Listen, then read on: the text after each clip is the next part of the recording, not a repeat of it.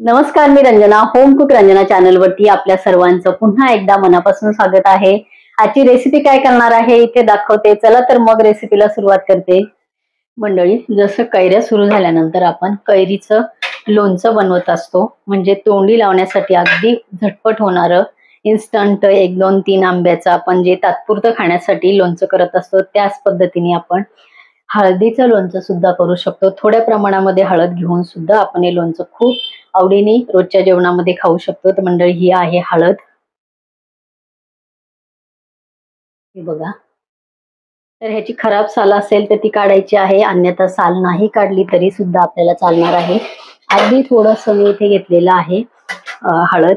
या हळद मी पाण्यामध्ये स्वच्छ धुवून घेतलेली आहे आणि नंतर ही पाण्यामध्ये अशी ही थोड्या वेळ ठेवलेली आहे. संपूर्ण पाणी मी यातलं काढून टाकते आणि आपल्याला एका किसणीच्या साह्याने, हे बघा, जाड एक आहे, ही मीडियम आहे आणि ही त्यापेक्षा थोडीशी मोठी आहे. तर आपल्याला मोठ्याच्या नंतरची जी आहे ती मीडियम साईजच्या किसणीने आपल्याला ही हळद किसून घ्यायची आहे. एकदम मोठी पण नाही, एकदम जाड पण नाही. इतकं झटपट होणारं लोणचं शरीरासाठी उत्तम आहे. हळदीचं लोणचं रोजच्या जेवणामध्ये तुम्ही 1 चमचा ह्या पद्धतीने जरी बनवल्यानंतर खाल्लं तरी सुद्धा ते खूप पौष्टिक आहे.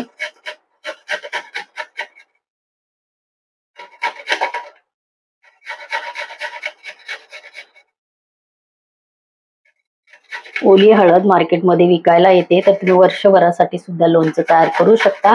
तर ते वर्षभराच्या लोणच्यासाठी आपण जसं लोणच्याचा मसाला घरी बनवतो, आंब्याच्या लोणच्याची रेसिपी माझ्या चॅनलवरती दिलेली आहे मी. तर आवळ्याच्या लोणच्याची रेसिपी दिलेली आहे, त्यामध्ये मी मसाले कसे तयार करायचे ते पण दिलेलं आहे. तर तुम्हाला वर्षभरासाठी जर हे लोणचं करायचं असेल तर त्या पद्धतीने तुम्ही त्यातले मसाले बनवू शकता. पण हे अगदी घरात वरच्या वर असलेल्या मसाल्यांमध्ये मी हे लोणचं बनवणार आहे, जे रोजच्या जेवणामध्ये 7-8 दिवस पुरेल. 8-15 दिवसामध्ये हे संपतं. तेवढंच लोणचं मी इथे दाखवणार आहे. मंडळी, इथे आपली हळद किसून झालेली आहे.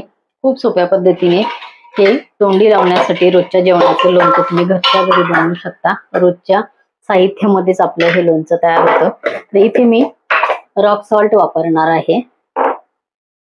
तुम्ही साधं मीठ वापरलं, हे वापरलं तरी सुद्धा हरकत नाही. लोणच्याला मीठ जरासं व्यवस्थित असेल तर ते टिकतं, पण जास्त प्रमाणात नसेल तर टिकण्याचा प्रश्न येत नाही. पण चव व्यवस्थित लागते, म्हणून आपल्याला नेहमी लोणच्यामध्ये मीठ व्यवस्थित घालावं लागतं.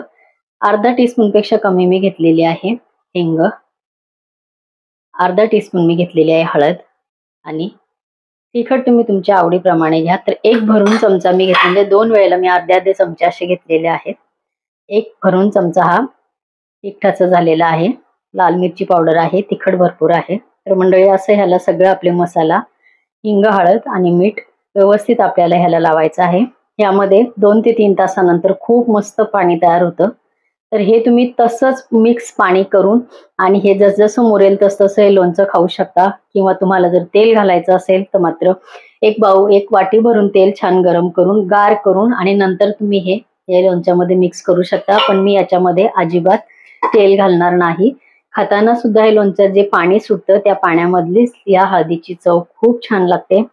इन्स्टंट बनणारं हे लोणचं, यामध्ये मी कुठलाही मसाला घातलेला नाहीये, फक्त लाल मिरची पावडर घातलेली आहे. तर ह्याच पद्धतीने वरच्यावर खाण्यासाठी हे लोणचं खूप छान लागतं. ह्याच्यामध्ये मी तेलही वापरलेलं नाहीये. पण तुम्हाला जर तेल आवडत असेल तर तुम्ही नक्कीच मात्र 1 वाटीभर तेल गरम करून ते संपूर्ण गार करून आणि ते तेल ह्याच्यामध्ये घालू शकता. त्या तेलामध्ये कुठलेही तुम्हाला मसाले घालायची गरज नाही, फक्त हळद, हिंग आणि मीठ.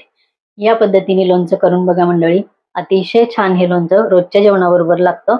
आजची ही सिंपल पद्धतीचं हळदीचं लोणचं ही रेसिपी तुम्हाला नक्कीच आवडणार आहे. या पद्धतीने नक्की करून बघा. आपलं हळदीचं लोणचं इन्स्टंट झटपट तयार झालेलं आहे.